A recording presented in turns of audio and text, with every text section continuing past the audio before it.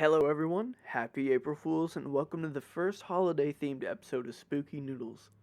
Don't worry though, I won't be playing any pranks this time around, unless you consider the content of this episode to be a joke. It definitely is not a joke though, and these stories should be taken completely seriously. You might be wondering what a Trollpasta is. Some are intentional and some are genuinely meant to be scary. But Trollpastas are basically creepypastas that are so stupid or shoddily written that they come off as a satire of the medium. Today I'm going to review 5 notable examples of these Trollpastas. But anyways, let's analyze these generational examples of fine literature. The first Trollpasta I ever heard about was the classic, "and then a skeleton popped out." This phrase is commonly used for either one of two purposes. The first purpose is to mock a story. People might reply to a shitty story with this phrase. However, some people also use this phrase at the end of their own Trollpastas to help indicate the satirical nature of the story. The original story that was tied to the phrase goes as follows. Now before I read this story, I should mention that a lot of these Trollpastas are in all caps, and I'm not going to read them like that, because if I did, it would make the mixing a little more complicated. But just imagine I'm yelling these stories at you. But anyways, warning, if you have a heart condition, do not read this. You will drop the floor, flopping like a fish, while clenching your heart, seeing as you are having a heart attack. Also, if you have a sensitive anus, do not read this. The brick you shat will be painful. A few years ago, a man was walking down a road because his car broke down, and he saw a car coming up behind him, so he stuck out his thumb to hitchhike, and the car stopped ahead of him. He ran up to the passenger side and opened the door. When he opened the door, a skeleton popped out. This next story is probably the most violent and gory out of all these, so be warned. It is called Today of All to Blood. This is the story of a day where there was all this blood. A man was walking around and blood started coming out of him everywhere. There was so much blood that it filled up an elevator. He went to the store and there was just blood all over the place. People were slipping in it and they were all grossed out. He tried to go swimming and all of the sharks went nuts and bit into everybody. Got chased by all the vampires ever. One time, the blood got a kid and a dog.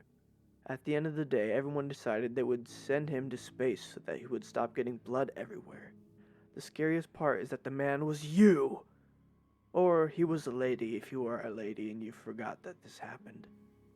Similar to our skeleton story, this next story and its associated phrase have become a way to mock poorly written stories.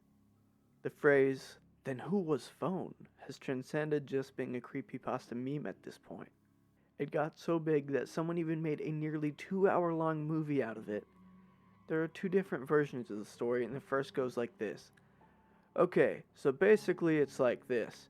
You were at a friend's house for like the night or whatever, and then you guys are making out on the couch. Yeah. And then like her dad calls on the phone and says, "No, she likes it more if you use the other hand, yeah." And you're all like, "Oh dude, your dad is trying to give me advice on how to diddle you." And then she's like, "I don't have a dad," or whatever. But what? Who was phone? The more well-known version is a bit shorter than this, but it has a nearly identical plot. So you're with your honey and you're making out when the phone rings. You answer it and the voice is, "What are you doing with my daughter?" You tell your girl and she say, "My dad is dead." Then who was phone? Our next story bashes a common creepypasta trope. I didn't even realize how popular this phrase was until I read the story and thought about the reasoning behind it. The use of a certain skeleton really emphasizes the point that the story is trying to make. Anyway, here's the story of hyper-realistic. One hyper-realistic morning, I opened my hyper-realistic eyes only to find that my hyper-realistic sheets had been torn off my hyper-realistic bed and strewn about my hyper-realistic room. I decided with my hyper-realistic brain to jump out of my hyper-realistic bed to find the cause of this, only to notice that when my hyper-realistic feet touched the hyper-realistic carpet, it was damp. Looking down with my hyper-realistic eyes, I saw that it was covered in hyper-realistic blood. I opened my hyper-realistic mouth to scream, but hyper-realistic blood started to pour out, and my hyper-realistic eyes became filled with hyper-realistic blood tears. Due to massive loss of hyper-realistic blood, I died, and then a hyper-realistic skeleton popped out. The most overused type of creepypasta is arguably the video game creepypasta. There are tons of good stories that fit this category, but there are also a ton that are awful. Our final story, A Haunting Most Mario, is an amalgamation of the worst aspects of these stories. Once I wanted to play Mario, but I didn't have a Nintendo for it, and I was at a flea market. This old man I saw had Mario and an NES, but the label was not there. The man said it was owned by a dead kid named Jim. I just said, whatever, because I was eager to play Mario on my new NES. I plugged it in and everything seemed normal. I played World 1-1 and did it. Then I tried the old warp pipe trick, and when I got to the pipes, and instead of the usual text that said welcome to the warp zone, it said welcome to the scary hell place. I thought that was weird. I said, whatever, and used the farthest pipe. The intro screen showed the words Death World 666. The graphics seemed off, and it sounded like screams happened from the game. It was super scary, but I wasn't scared and kept playing. After a while, I hit a place that was impossible to pass because of spikes, so I had to die. I kept trying until my lives were at 0. I thought it was game over, but Mario came back, and this time it looked like his face was bloody. As I started playing the level, it turned out to be a hidden cloud level, and it looked like Mario had angel wings. A spooky digital voice came out of the Nintendo that sounded like it said, "No hope." As I was about to grab a mushroom, the screen went black. I reset the NES and the game came up. This time the title screen was different and Mario's face was bloody. It scared me so much that I reset it again. As it came on, the digital voice said, "You can't run from the funk." The screen was hyper-realistic and it showed Mario again, only this time his face was me and my family's face, and we were skeletons. It was so realistic I couldn't believe it. I was compelled to try the game again. This time, I started it. As the first Goomba walked towards Mario, Mario turned towards the screen and started screaming, "No mas! No mas!" It sounded like high-quality CD audio, also blast processing. I screamed and turned off the game. I put it away. Later that week, I noticed my family acting distantly. I decided to research Mario games, and I found out that Mario was in a secret game that was only released in 2 arcades on Friday the 13th on June 6th, 1997.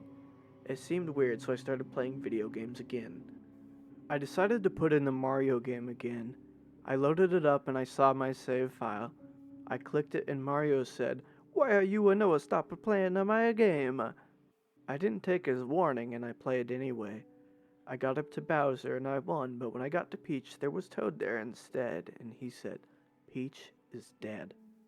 Then a ghost face came up and it had a lady's face, and Princess Peach is a lady. I reset the game for the last time. I opened up my save file and it changed from my name. It said, "Jim died, bro." Ah! Then my mom walked in and she screamed. I was dead the whole time, and I guess what? My name was Jim. So, anyway, I don't know if any of you guys have experienced anything like that. It might have just been a bad dream. And anyway, my mom sold the cartridge at a yard sale, so I don't have it anymore. But you should believe me, because it's true. In my opinion, the funniest things about these Trollpastas is how they play into each other. If you plan on writing a creepypasta, reading Trollpastas can actually be very beneficial to your story.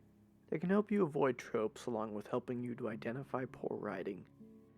If you enjoyed these stories, please consider sticking around for more actual stories next week. Next Sunday, we will be exploring the mystery behind an infinite structure.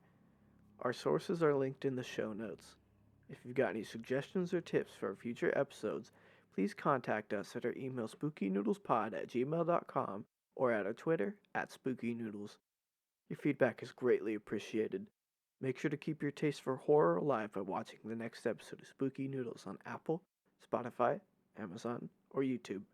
Thank you for listening.